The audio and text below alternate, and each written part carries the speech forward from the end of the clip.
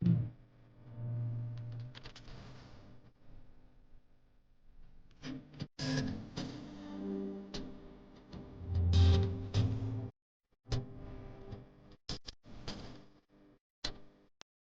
9తో బహుశా కాంగ్రెస్ పార్టీ ఇచ్చిన మోసపూరిత వాగ్దానాలకు సంవత్సరం పూర్తవుతుంది. కాంగ్రెస్ పార్టీ నాయకులు పండగలు చేస్తున్నారు. తెలంగాణ వ్యాప్తంగా ప్రజలు కాంగ్రెస్ పార్టీకి పిండాలు పెడుతున్నారు.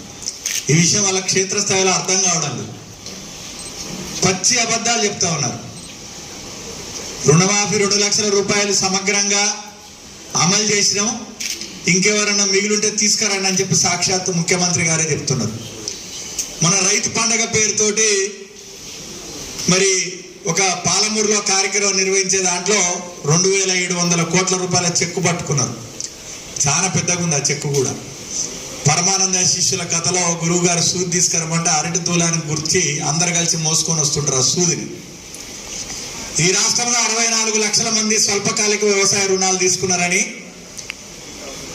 ఈరోజు మీరు చెప్పినటువంటి సోనియా గాంధీ జన్మదినాన్ని పురస్కరించుకొని మాఫీ చేస్తా అని చెప్పినటువంటి మీరు సంవత్సరం పూర్తొస్తున్నా ఇలా మళ్ళా 2700 కోట్ల రూపాయలకు చెక్కిచ్చి మొత్తం రైతులకు రుణమాఫీ జరిగిందని చెప్పడం రైతులను మోసం చేయడం అని చెప్పి భారతీయ జనతా పార్టీ చెప్తా ఉన్నాం.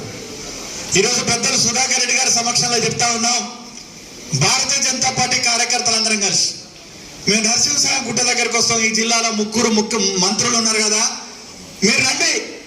సమగ్రంగా రుణమాఫీ అయిపోయిందని చెప్తున్నారు కదా.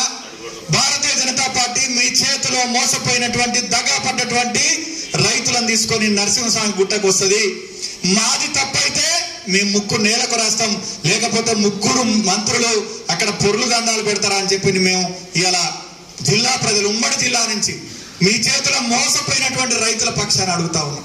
ఎంత అన్యాయంగా మాట్లాడుతూ ఉన్నారు. ఇలా భట్టి గారు చెప్పాలా, తుమ్మల నాగేశ్వరరావు గారు చెప్పాలా, రేవంత్ రెడ్డి గారు చెప్పాలా?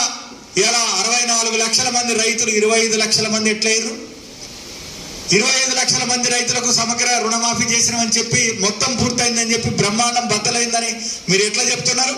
అందుకే భారతీయ జనతా పార్టీ ప్రజల పక్షాన, మీ చేతిలో మోసపోయినటువంటి రైతుల పక్షాన, మీ చేతిలో మోసపోయినటువంటి కౌలు రైతుల పక్షాన, మీ చేతిలో మోసపోయినటువంటి వ్యవసాయ కూలీల పక్షాన, మీ చేతిలో మోసపోయినటువంటి విద్యార్థుల పక్షాన, మీ చేతిలో మోసపోయినటువంటి మాతృమూర్తుల పక్షాన మేమున్న అండగాని చెప్పడం కోసమే ఇలా రాష్ట్ర వ్యాప్తంగా బైక్ ర్యాలీలు నిర్వహిస్తున్నాం, ఆందోళన కార్యక్రమాలు నిర్వహిస్తా ఉన్నాం. అందులో పాల్గొనడానికే సుధాకర్ రెడ్డి గారు వచ్చారు. ఈ సందర్భంగా కాంగ్రెస్ ప్రభుత్వాన్ని ప్రశ్నిస్తా ఉన్నాం. ఏమైపోయింది? కళ్యాణ మండపంలో తులం బంగారం ఇస్తారంటారు. ఇలా మహిళలకు 2500 రూపాయలు ఇస్తామంటారు. ఇలా ఏమైపోయింది? ఇలా మరి కౌలు రైతులకు రైతు భరోసా వర్తింపజేస్తామంటారు. వ్యవసాయ కూలీలకు 12,000 రూపాయలు ఇస్తామంటారు. రైతు భరోసా ముచ్చటెడితే ఆగరాదండి, సంక్రాంతి దాకా అంటున్నారు. ఎందుకు ఆగాల? మీరు ఏం చెప్పారు? మీరు ఏం చేస్తున్నారు? ఇలా ప్రజలు మొత్తం కూడా తీవ్రమైనటువంటి ఆందోళన ఉన్నారు. ఇవాళ అందుకే బహుశా దేశమంతా ఒక్కసారి మనం గమనించినట్లయితే పెద్దలు సుధాకర్ రెడ్డి గారు కర్ణాటక వారి ఇన్ఛార్జిగా పనిచేస్తున్నారు, తమిళనాడు చూస్తున్నారు. ఇలా కర్ణాటకలో కానీ తెలంగాణలో కానీ కాంగ్రెస్ ప్రభుత్వం అబద్ధాలు నమ్మి ఓట్లేసి అధికారంలోకి వచ్చిర్రు. ఇవాళ మనను కూడా ముంచుతారా ఈ కాంగ్రెస్ వాళ్ళు అని చెప్పి ఇవాళ హర్యానాలో, మహారాష్ట్రలో ఇలా ప్రజలు ఉరికిచ్చి కాంగ్రెస్ ను పాతరేసారు, బొంద పెట్టిరు. ఇలా మహారాష్ట్రలో అయితే కర్రు కాల్చి వాత పెట్టిర్రు. సిగ్గు తెచ్చుకోవాలి తెలంగాణ కాంగ్రెస్ నాయకులు.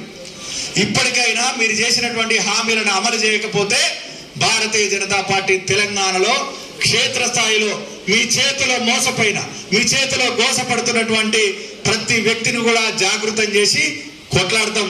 ఈ జిల్లాలో ఇలా పూర్తిగా మొత్తం 10 సీట్లలో, ఉమ్మడి జిల్లాలో 10 సీట్లలో 9 మీకే ఇచ్చి అలా 10 ఆయన గెలితే ఆయనను కూడా మీరే అంగిలాగా మార్చి కల్పించుకుంటారు. నేను అడుగుతా ఉన్నా, ఇలా పూర్తిసారి మీకేమన్నా చిత్తశుద్ధి ఉంటే, ఇక్కడ ఉన్నటువంటి ముగ్గురు మంత్రులకు చిత్తశుద్ధి ఉంటే అడగాల. తుమ్మల నాగేశ్వరరావు గారు వేదిక దొరికినప్పుడల్లా ఒక్కసారి నేను తుమ్మల నాగేశ్వరరావు గారికి విజ్ఞప్తి చేస్తా ఉన్నా, మీరు పోయిన ప్రభుత్వం వచ్చిన దగ్గర నుంచి ఈ సంవత్సర కాలంలో మీ వీడియోలన్నీ దగ్గర పెట్టుకొని చూడండి. ఒక్క వీడియోకు పొంతనుందా? ఆగస్టు 15 ఎంట్రీ, ఆ తర్వాత అనేక కార్యక్రమాలు పెడుతుంది.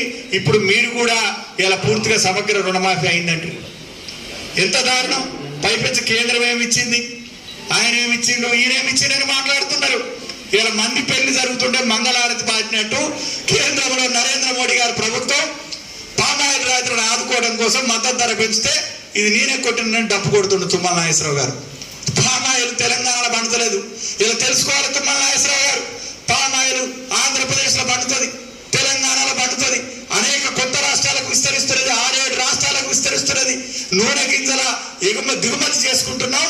ఇలా రైతులను ఆదుకోవాలా, పంటల వైవిధ్యం తీసుకురావాలా.